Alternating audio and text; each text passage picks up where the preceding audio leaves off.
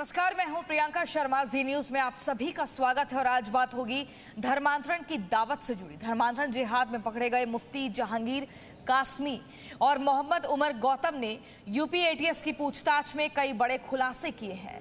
उन खुलासों को हम बाद में बताएंगे, लेकिन उसमें पहले ये दिखाते हैं कि धर्मांतरण जिहाद को कैसे अंजाम दिया जाता था। उमर गौतम ने धर्मांतरण के लिए एक ऐसी पॉलिसी बनाई थी जिसमें भोले भाले लोगों को दावत पर बुलाया जाता था, फिर वहां से धर्म परिवर्तन का खेल शुरू होता था। तो धर्मांतरण की दावत पर ये रिपोर्ट ध्यान से देखिए।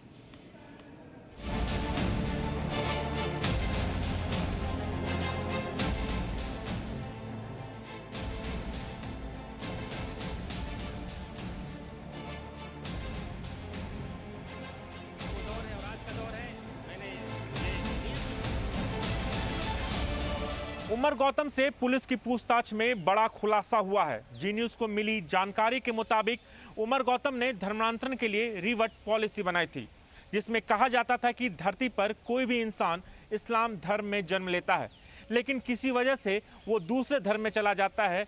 इसलिए रिवर्ट के जरिए फिर से इस्लाम धर्म में वापस लाना उसका काम है। धर्मांतरण के लिए दावत को हथियार के तौर पर इस्तेमाल किया जाता था। इसमें टारगेट को दावत पर बुलाया जाता था, फिर गेट टुगेदर के जरिए इस्लाम के मोटिवेशनल स्पीच सुनाए जाते थे और उसके बाद लोगों का दिल जीता जाता था। उमर गौतम ने बताया कि दावत का भी यही मतलब है, लोगों का दिल जीतना। ईश्वर एक है, लेकिन वो बस खुदा है। उमर गौतम, जो खुद धर्मांतरण जिहाद का शिकार हुआ, वो दूसरों को धर्म बदलने के लिए दावत के जरिए फंसाता था।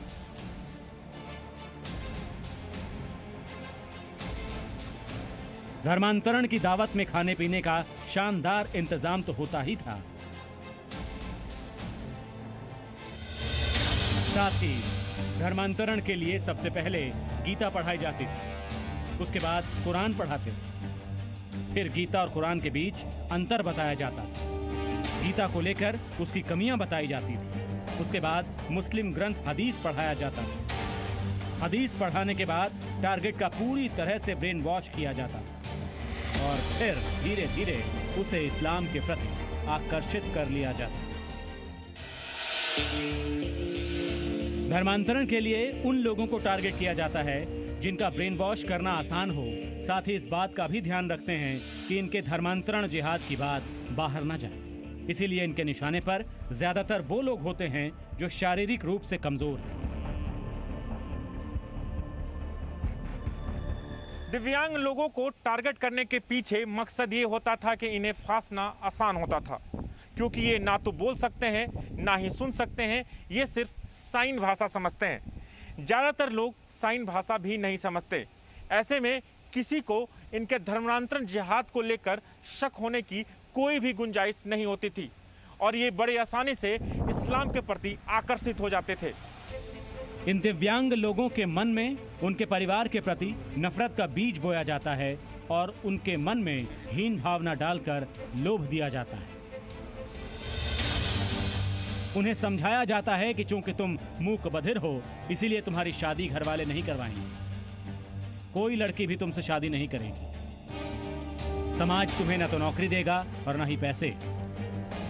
अगर तुम इस्लाम कबूल करोगे, हम तुम्हें पैसे भी देंगे, अच्छी लड़की से शादी भी करवाएंगे। इस्लाम तुम्हें मजबूती से रखेगा, जबकि हिंदू धर्म में तुम्हें कुछ नहीं मिलेगा।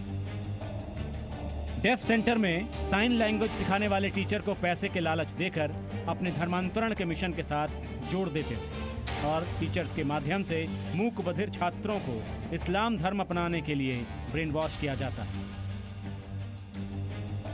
अधिक से अधिक लोगों का धर्मांतरण कर इस्लाम धर्म की संख्या को बढ़ाना इसका एकमात्र लक्ष्य था। इसके लिए इस्लामिक देशों से काफी मदद भी मिली।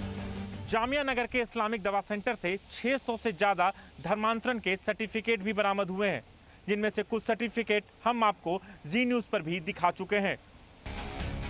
इसके अलावा गुरुग्राम, दिल्ली में भी बड़े इस्लामिक दवा सेंटर के बारे में जानकारी मिली। डेफ सेंटर की भूमिका भी सवालों के घेरे में है और यूपी एटीएस सूत्रों के मुताबिक उनकी जांच भी शुरू हो गई। अब तक दिल्ली में 150 लोगों के धर्मांतरण सर्टिफिकेट बरामद हुए हैं। उत्तर प्रदेश में भी 160 से 180 के धर्मांतरण सर्टिफिकेट मिले हैं। धर्मांतरण के तार देश के 15 राज्यों में फैले हैं। अब पुलिस पूछताछ में मिली जानकारी और डॉक्यूमेंट्स के आधार पर जांच का दायरा बढ़ा रही है ताकि धर्मांतरण जिहाद के इस बड़े नेटवर्क को ध्वस्त किया जा सके। दरअसल धर्मांतरण जिहाद के इस पूरे खेल में पाकिस्तान की बड़ी भूमिका है। पाकिस्तान की खुफिया एजेंसी आईएसआई से लेकर आतंकी संगठन जैश ए मोहम्मद तक का कनेक्शन धर्मांतरण गैंग से है। इस पूछताछ में जाकिर नाइक का नाम भी सामने आया है। धर्मांतरण जिहाद को विदेशों से भी फंडिंग होती है।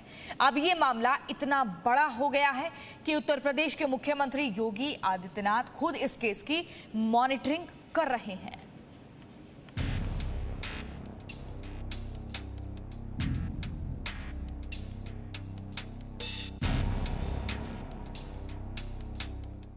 क्या धर्मांतरण रैकेट का तार पाकिस्तान से जुड़ा है?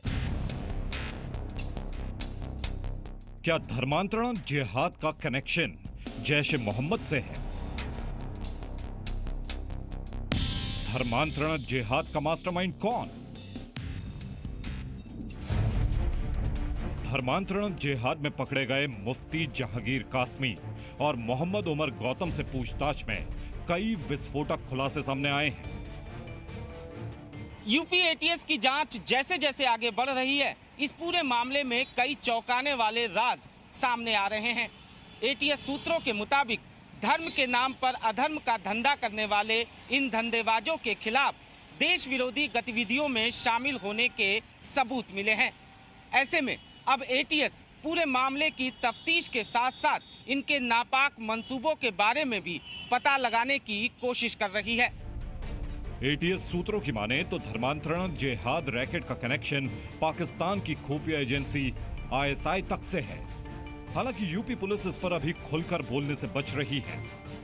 सारी एजेंसियों के भी संपर्क में हैं और जो सूचनाएं मिलेंगी, चाहे वो पैसे से जुड़ी हों, चाहे इनके अन्य लोगों या अन्य संगठनों से संबंधित होने के बारे में हो, जब वैसी स्थिति आएगी तो अवश्य हम प्रेस के साथ उसको साझा करेंगे। जाहिर है, जब धर्मांतरण के इस खेल में अगर आईएसआई शामिल है तो इसके आतंकी कनेक्शन से कैसे इनकार किया जा सकता है। ऐसे में यूपी पुलिस इस मामले में आतंकी कनेक्शन की जांच में भी जुट गई है। सूत्रों के मुताबिक यूपी एटीएस ने आतंकी संगठन जैश ए मोहम्मद को लेकर केंद्रीय खुफिया एजेंसियों से संपर्क साधा है। खुफिया एजेंसियों से जैश ए मोहम्मद के एक आतंकी के लोकेशन की जानकारी मांगी गई है। बताया जा रहा है कि आबिद नाम के आतंकी को मिशन डासना की जिम्मेदारी दी गई थी। आबिद की आखिरी लोकेशन पुलवामा के आसपास की मिली थी। नोएडा डेफ सोसाइटी के स्टाफ और कर्मचारियों के भी कश्मीरी कनेक्शन को खंगाला जा रहा है। खबरों के मुताबिक जैश ए मोहम्मद ने अप्रैल में पाकिस्तान में एक खास मिशन तैयार किया था। इस मिशन का मकसद भारत में धार्मिक उन्माद फैलाने के साथ धार्मिक कट्टरता को भी बढ़ावा देना था। इसके लिए बाकायदा पूरी प्लानिंग की गई थी। इस मिशन की शुरुआत गाजियाबाद के डासना मंदिर से होनी थी, लेकिन इस मिशन की भनक भारतीय सुरक्षा एजेंसियों को लग गई, जिससे जैश ए मोहम्मद का ये मिशन नाकामयाब हो गया। इसके कुछ ही दिन बाद विपुल विजय वर्गीय और कासिफ अपना नाम बदलकर मंदिर में दाखिल होने की कोशिश कर रहे थे, लेकिन ये भी पकड़े गए। इनके पास से 6 ब्लेड और कुछ संदिग्ध सामान मिले थे। इनसे पूछताछ के बाद ही धर्मांतरण रैकेट का पर्दाफाश हुआ था। धर्मांतर मामले के तार अब हिंदुस्तान के मोस्ट वांटेड जाकिर नाइक से भी जुड़ते हुए दिख रहे हैं। यूपी एटीएस सूत्रों की माने तो पूछताछ में उमर से ये पता चला है कि उसके संबंध जाकिर नाइक की संस्था के एक वकील से बेहद अच्छे थे। ऐसे में अब सवाल ये उठता है कि क्या विदेश में बैठा जाकिर नाइक धर्मांतरण का घिनौना खेल खेल रहा था? जाहिर है, अब यूपी एटीएस इस पूरे मामले में इस एंगल पर भी मामले की तफ्तीश कर रही है। धर्मांतरण रैकेट के इंटरनेशनल कनेक्शन का एक और किरदार है और वो है जाकिर नाइक। उमर गौतम जाकिर नाइक की संस्था इस्लामिक रिसर्च फाउंडेशन के लोगों से संपर्क में था। आईआरएफ से जुड़े एक वकील फैज सैयद से थे उमर के संबंध। बैन होने से पहले जाकिर की संस्था आईआरएफ इस्लामिक यूथ फेडरेशन यानी IYF को फंडिंग करती थी। IYF से जुड़े कई लोग उमर के संपर्क में थे। यूपी एटीएस इस एंगल पर भी जांच कर रही है। जाकिर नाइक के संबंध की बात से कितनी सत्य है? मैंने आपको बताया कि हम सभी चीजें समय आने पे बताएंगे। धर्मांतरण जिहाद का मास्टरमाइंड उमर गौतम के देश के 24 राज्यों और केंद्र शासित प्रदेशों में धर्मांतरण कराने के पुख्ता प्रमाण जांच एजेंसियों के हाथ लगे हैं। दिल्ली के बाटला हाउस को उमर गौतम ने अपनी गतिविधियों का मुख्य केंद्र बनाया था। ये भी पता चला है कि इस नापाक खेल में सिर्फ हिंदू ही नहीं बल्कि ईसाई, जैन और सिख परिवारों के बच्चों को भी शिकार बनाया गया। अब यह मामला इतना बड़ा हो गया है कि इसकी मॉनिटरिंग खुद मुख्यमंत्री योगी आदित्यनाथ कर रहे हैं। जाहिर है जितना यह मामला ऊपर से दिख रहा है उससे कहीं ज्यादा अंदर से गहरा है। ऐसे में सुरक्षा एजेंसियों के सामने इस बड़ी साजिश के जड़ तक पहुंचने की बड़ी चुनौती है। लखनऊ से अनुज मिश्रा, जी मीडिया। धर्मांतरण जिहाद ने कई परिवारों को उजाड़ दिया है। इसी धर्मांतरण का शिकार नोएडा का एक परिवार भी हुआ है, जिनका बेटा धर्म परिवर्तन के इस खेल में फंस गया और अपने परिवार से दूर चला गया। कैसे, ये रिपोर्ट देखिए। साल 2018 में 17 वर्ष का दर्श सक्सेना घर से अचानक गायब हो गया। दर्श के गायब होने की रिपोर्ट नोएडा के फेज 2 थाने में दर्ज है। दर्श सक्सेना के चले जाने के बाद मां ने जब उसकी फेसबुक प्रोफाइल की चैट खंगाली तो चौंक गई। उनका दर्श तो धर्म परिवर्तन करके रिहान अंसारी बन चुका था। रिया जो नाम है उसका फेसबुक नेम है, वो एक्चुअली में उसका नाम रजिया सैफी है। और वो उसको पूरा चीजें सिखाती थी कि आपने कैसे नमाज पढ़नी है, आपने कैसे मस्जिद जाना है, नमाज पढ़ने का क्या टाइम होता है, जमात में कैसे जाते हैं। और उसको बोलती थी आपको कुछ, उसको कुरान की कुछ लाइनें होती हैं, वो बोलती थी कि आपने इसको पूरा 1 लाख लोगों तक पहुंचाना है। और ये बात करता था, उससे दीदी दीदी करके बात करता था। और धीरे धीरे कब इसने उसको उन सब चीजों में एकदम ही इन्वॉल्व कर दिया कि वो आइंदा उसको बता रहा है कि मैं जमात पे जा रहा हूँ, ये देखिए लिखा है। और उसको बोल रही है वेरी गुड। फेसबुक मैसेंजर की चैट में यह भी देखने को मिला है कि वो कुछ पाकिस्तानी लोगों के संपर्क में था। दर्श और रिहान नूरी को अप्पा कहकर बुलाता था। दर्श की मां को उनके एक मुस्लिम परिचित ने उसके मस्जिद जाने की बात बताई थी, लेकिन पूछने पर दर्श ने इस बात से इनकार किया था। हमको बोला था, किसी ने बताया था कि उसको एक शाहीन बाग में डे नाइट का इनका कोई कॉन्सर्ट होता है मुस्लिम लोगों का। तो उन्होंने बोला कि मैंने इसको एक बार मस्जिद में भी देखा था और शाहीन बाग में भी मैंने देखा था। तो हमने उससे पूछा, हमने कहा बेटा आप गए थे? तो उसने बोला नहीं, मैं क्यों जाऊंगा। तो किसने बताया आपको? वो एक है कोई जानकार, वो भी मुस्लिम ही है। तो उन्होंने बोला कि मैंने वहाँ दर्श को देखा था। तो हमने उनको बोला, हमने कहा वहाँ क्या करेगा वो जाकर के, उसका तो कोई मतलब ही नहीं है।